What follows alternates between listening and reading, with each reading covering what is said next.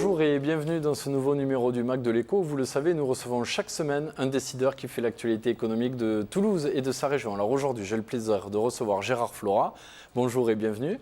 Bonjour Gilles, bonjour à tous. Je devrais dire Maître Florat puisque vous êtes le président de la Chambre interdépartementale des notaires qui regroupe la Haute-Garonne, l'Ariège, le Tarn et le Tarn-et-Garonne. Alors vous nous expliquerez un petit peu le rôle fondamental d'un notaire. On passe tous dans notre vie au moins une fois, en général par vos études. Vous nous expliquerez un petit peu le conseil que vous apportez aux particuliers. Mais vous êtes également des observateurs avisés, vous les notaires, du marché de l'immobilier puisque forcément les transactions immobilières passent par vos études. Donc nous ferons avec vous un point sur la conjoncture de ce marché puisque l'immobilier est un sujet qui passionne les Français. Mais tout d'abord, on va découvrir votre quotidien à la Chambre des notaires. C'est pas loin des studios de TLT, c'est rue Raymond IV et c'est un reportage de Dimitri Pavlenko.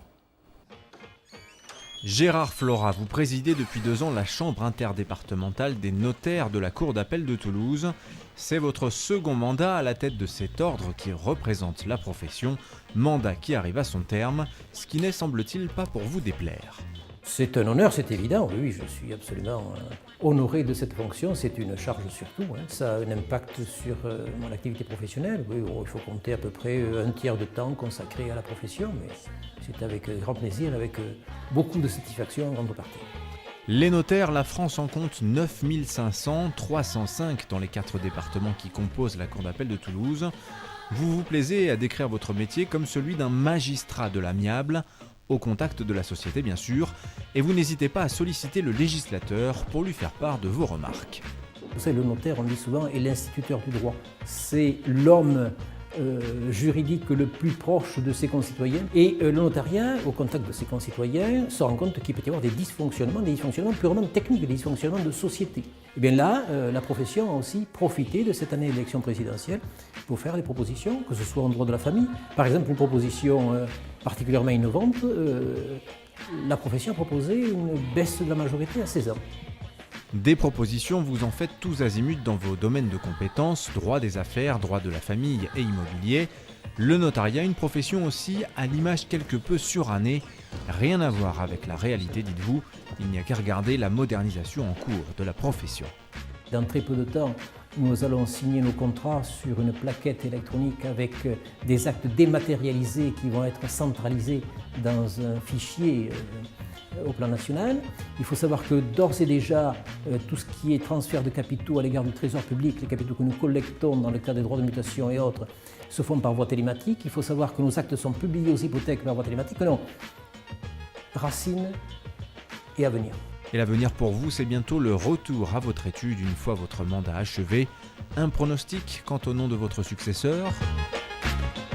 Voilà, de retour avec vous Gérard Florat. Alors la Chambre des notaires, c'est une belle institution.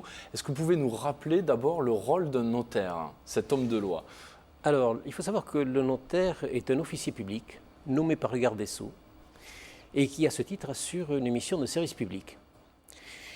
À tel point que les actes qu'il reçoit, les contrats qu'il établit, sont dotés de la même force que peut avoir un jugement devenu définitif. Donc c'est une profession très réglementée, mais en échange, vous avez de larges pouvoirs conférés par l'État. C'est exactement ça. L'État nous délègue une parcelle de son autorité. Et bien évidemment, nous sommes sous le contrôle de l'État, c'est-à-dire le représentant local, pour faire simple, du garde des Sceaux, qui est le parquet. Le parquet. Et alors, combien de notaires du ressort de votre chambre interdépartementale ? Alors, notre chambre a donc un ressort territorial qui est calqué sur le ressort territorial judiciaire de la Cour d'appel de Toulouse. Et nous sommes 305 notaires à peu près à ce jour. Je dis à peu près parce qu'il va encore y avoir des prestations de serment demain. Et donc, c'est en permanence évolution. Ça bouge tout le temps. Oui. Alors, les grandes missions, on vous connaît évidemment pour les transactions immobilières. On reviendra sur la conjoncture du marché tout à l'heure. Donc, transactions immobilières, mais aussi contrat de mariage, actes notariés de manière plus large. Vous pouvez nous donner quelques exemples ? Oui, bien sûr. L'immobilier, c'est ce qu'on connaît le mieux. Mais il y a surtout tout ce qui est droit de la famille, tout ce qui est donation, transmission de patrimoine, contrat de mariage bien sûr, avec toutes les nouvelles formes de conjugalité. Avant il y avait le mariage et rien d'autre, maintenant on parle de nouvelles formes de conjugalité avec le PACS, avec l'union libre, avec les couples et les familles recomposées. Donc le Donc, notaire droit de la est là famille.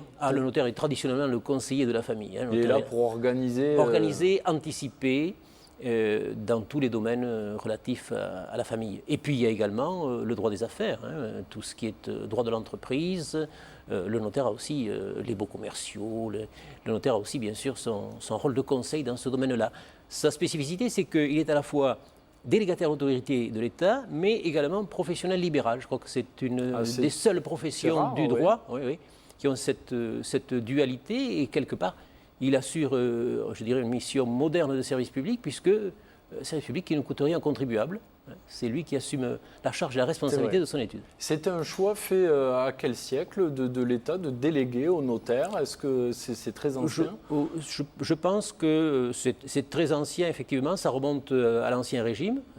Les rédacteurs d'actes étaient là pour constater la convention des parties, et petit à petit, l'autorité judiciaire lui a délégué ce pouvoir, à telle enseigne qu'on appelle le notaire, enfin on le qualifie, magistrat de l'amiable. Magistrat de l'amiable. Magistrat de l'amiable. Il doit faire en sorte que les conventions qu'il établit soient à l'abri de toute difficulté, de tout inconvénient. C'est une sécurité absolue. Votre profession, il y a quelques années, avait un slogan assez fort, c'est « ce que dit le notaire, c'est ce que dit la loi ». C'est exactement ça, mais vous avez parfaitement résumé, puisque vous voyez, c'est la délégation de l'autorité publique qui est conférée au contrat qu'il établit. C'est donc la loi du contrat. Très bien. Alors vous êtes président de la Chambre interdépartementale des notaires. Quel est son rôle à cette Chambre? Alors, cette Chambre des notaires a pour mission de représenter en quelque sorte le notariat à l'égard des instances locales et plus particulièrement de l'autorité judiciaire. Elle a d'autres missions, bien sûr, des missions de formation, des missions disciplinaires aussi. Lorsque un confrère ne respecte pas les règles de déontologie auxquelles il est tenu, il y a une mission disciplinaire, bien évidemment. Très bien. Est-ce qu'il y a beaucoup de jeunes qui veulent devenir avocats? Notaire. Non, pardon, notaire, excusez-moi. Est-ce qu'il y a beaucoup de jeunes qui rejoignent la profession chaque année? On peut chiffrer à peu près il y a environ, dans notre ressort territorial, mais qui est beaucoup plus large que celui de notre Chambre, puisqu'il fait pratiquement tout le Grand Sud-Ouest, il y a environ 40 jeunes notaires diplômés par an qui arrivent. À Donc peu près. alors, ils deviennent soit notaires salariés, soit il y a une création de charges. Oui, alors il y a plusieurs moyens d'accès à la profession. Il faut d'abord savoir que les études sont très longues, puisque c'est Bac plus 7. Ah oui. Et donc, il faut de la volonté, de la ténacité. Il faut de la volonté. Par exemple, donc, on n'entrera pas dans les détails, mais il y a deux voies pour accéder à la profession. Une des deux voies est la voie dite universitaire. Et pour accéder au dernier maillon de cette voie, il y a par exemple sur Toulouse, à l'université Toulouse-Capitole, il y a à peu près 500 dossiers pour une quarantaine d'élus. Une sélection très difficile, très serrée, forte, oui, très forte sélection. Très bien. Alors, il y a quelques jours, vous étiez coparrain de la prestation de serment des nouveaux experts comptables, pour le coup. Alors, on n'est plus dans le droit, on est plus dans le chiffre, quoique.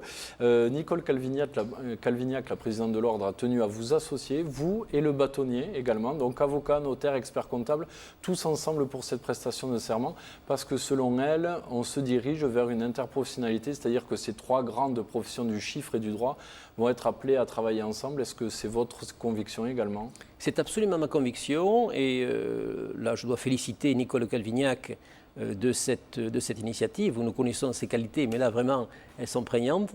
Oui, l'interprofessionnalité, étant entendu que l'interprofessionnalité doit être au service de nos concitoyens, ne doit pas amener à une fusion qui nivellerait par le bas. Je crois que nous avons chacun ses compétences. Chacun son excellence. Le barreau a son excellence, les experts comptables son domaine d'activité, les notaires aussi. Ce serait dommage de niveler par le bas. En revanche, travailler ensemble dans l'intérêt de nos concitoyens, ça, effectivement, c'est de l'interprofessionnalité. Je dirais, il faut qu'elle soit d'exercice, cette interprofessionnalité, plutôt que statutaire. Ça pourrait prendre quelle forme? C'est-à-dire que concrètement, pour le... C'est déjà le cas. Quand nous avons un dossier, par exemple, de transmission de patrimoine d'un chef d'entreprise, je ne conçois pas qu'un tel dossier, je puisse le mettre en forme sans l'avis et l'aval de l'expert comptable. Donc vous De même travaillez dans- déjà ensemble là. Bien sûr, de même dans le cadre d'un divorce, quand il s'agit d'envisager le partage des biens, eh bien l'avocat sera mon partenaire. Là, il n'y a aucune difficulté. Très bien. Alors, Maître Flora, je l'ai dit tout à l'heure en introduction, vous êtes des observateurs avisés du marché de l'immobilier, puisque forcément, par définition, toutes les transactions passent par vos études. Alors, on va faire un petit point de conjoncture. Quel bilan on peut tirer de l'année 2011 qui vient de s'écouler, et puis c'est l'année 2012, quelle perspective en termes de prix, de volume de transactions? Alors, 2011 caractérise la reprise d'activité. Vous savez qu'il y a eu une crise fin 2008, avec une reprise 2010 et plus spécialement 2011, avec une évolution des prix qui est raisonnable, puisqu'on peut en moyenne sur Toulouse tabler sur une évolution en 2011 par rapport à 2010 d'à peu près plus 5%. Mais il faut se méfier de ces moyennes, il y a de grandes disparités. Entre les quartiers peut-être? Entre les quartiers surtout, oui, il y a un grand recentrage, l'hypercentre, Ozène, Capitole, Place Occitane, on est à plus 13%. Donc ce sont des quartiers, le cœur historique Le qui cœur attire historique, oui, toujours. qui est toujours très recherché. Vous savez, dans l'immobilier, en plaisantant, on dit il y a 3 règles. La première règle, c'est l'emplacement, la deuxième, l'emplacement, la troisième, l'emplacement. Donc, Et cette ça ne règle se dément s'avère pas. tout à fait exacte. Puis après, il y a des micro-marchés qui sont la conséquence de l'effet métro, de l'effet tramway, de l'effet future gare de Toulouse, Saint-Cyprien, Purpan, Les Minimes, Bordeaux-Rouge, voilà. Donc des quartiers en devenir. En devenir, Est-ce que- exactement. Et pour 2012, vous voyez, parce qu'il y a la fin du dispositif cellier Ouais. qui Oui, il y a une, qui alimentait beaucoup oui, quand il y a même les ventes. il y a un faisceau d'éléments qui ne sont pas spécialement favorables à 2012.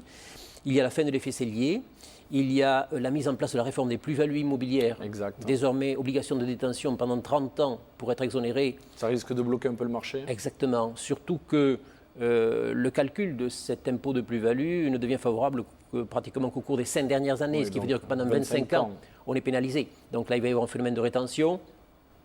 Avec le prêt à taux zéro modifié, amendé, avec une année présidentielle qui traditionnellement, quel que Ralentit soit le tout. résultat des urnes, ralentit tout.